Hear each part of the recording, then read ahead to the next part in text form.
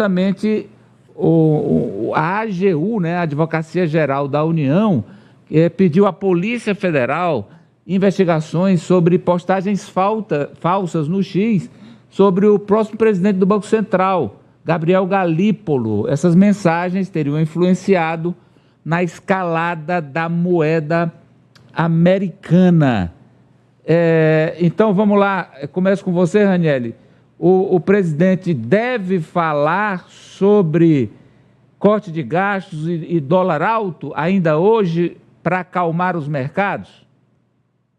Olha, na agenda dele não tem nada previsto nesse sentido. Pode ser que a estratégia do governo, que foi o que eu ouvi aqui, é que após a aprovação do pacote de corte de gastos, a sessão da Câmara ainda nem começou, estava previsto para agora, às 10 horas. Depois daqui já tem sessão marcada no Senado, tanto que o presidente Rodrigo Pacheco até cancelou compromissos que ele tinha hoje à tarde, inclusive com a gente, com os jornalistas. E depois da aprovação no Congresso Nacional, aí sim, porque o governo está apostando nessa aprovação do pacote para poder falar e aí baixar esses ataques especulativos. A moeda americana bateu aí 6,30 e isso preocupa o governo e principalmente depois daquela fala de ontem que a gente mostrou aqui do ministro da Fazenda, Fernando Haddad. Então eles querem evitar esse desgaste e falar apenas, focar, né, nesse pacote que está sendo aprovado.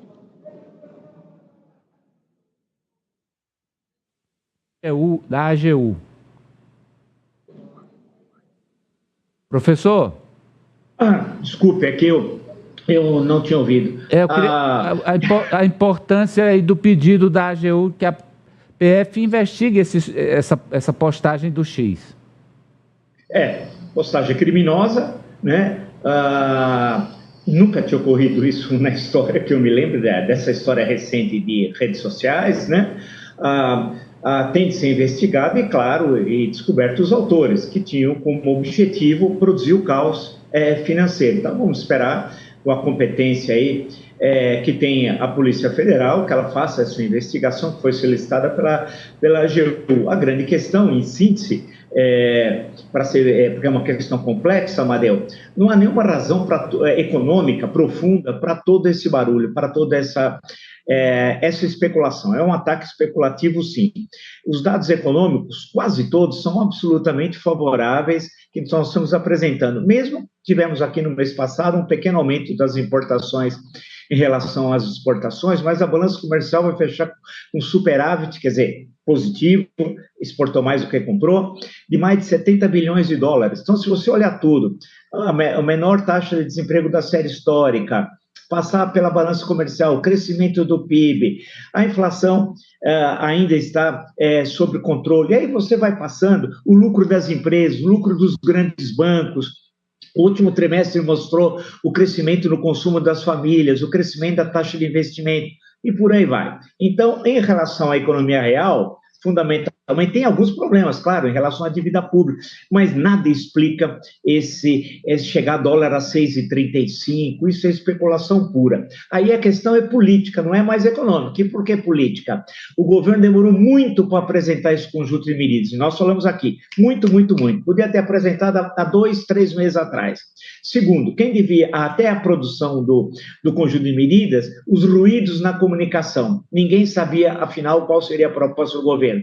Terceiro, quem devia ter apresentado em rede nacional de rádio e TV, falamos aqui, era o presidente da República, não o ministro da Fazenda. Quarto, a coordenação política no Congresso é muito ruim, é desastrosa e criou muitas dificuldades, está criando para aprovação das medidas.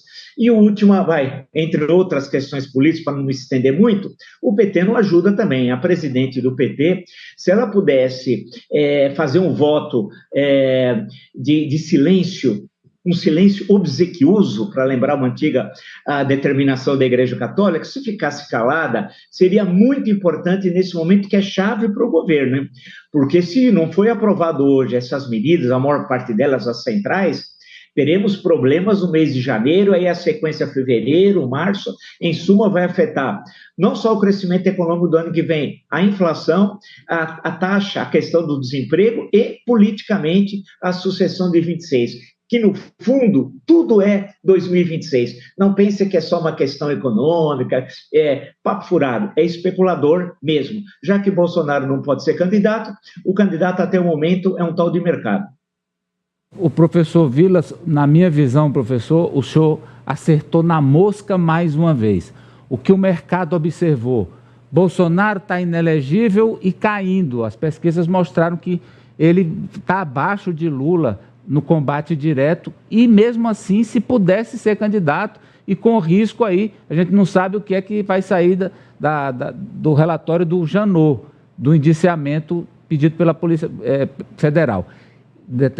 E o Tarcísio desistiu, porque o caminho pavimentado dele é a reeleição, ele não vai entrar em mar revolto de graça, e o candidato é o Caiado, que até agora dessa direita liberal, e o Caiado, com todas as venhas, não é adversário para o Lula. Então o mercado está vendo. A hora de atarrachar aqui, acochar os parafusos contra o presidente é essa, de dizer quem manda. Ele tem que saber a partir de agora. É favorito à reeleição? É, mas sabendo que tem que prestar contas ao senhor mercado. É a visão que eu tenho, professor.